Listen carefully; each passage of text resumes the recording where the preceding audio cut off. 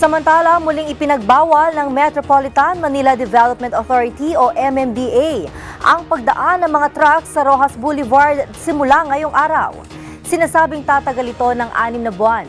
Layon umano nito na maibsan ang inaasahang pagsisikip ng daloy ng trapiko, bunsod na rin ng mga gaganaping aktibidad tulad ng MMFF, Asia Pacific Economic Cooperation o APEC Summit at marami pang iba. Sa ngayon, ibinalik na ng MMDA ang dating ruta ng mga truck pero kailangan nilang iwasan ang Roxas Boulevard.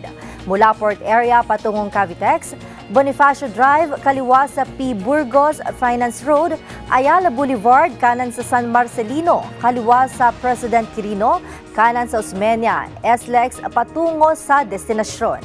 Samantalang mula naman sa Cavitex patungong Port Area, mula Cavitex via Governors Drive patungong SLEX Superhighway, kanan sa President Quirino, kaliwa sa Plaza Dilao, kanan sa President Quirino Avenue Extension, kaliwa sa UN Avenue, kanan sa Romualdez Street, kaliwa sa Ayala Finance Road, P. Burgos, kanan sa Bonifacio Drive patungong Port Area.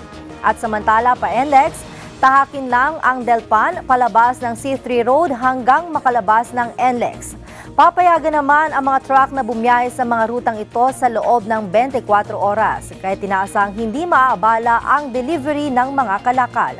Matatandaang ginamit lamang ang Roxas Boulevard para maging express lanes ng mga truck nang ipatupad ang modified truck ban sa Maynila.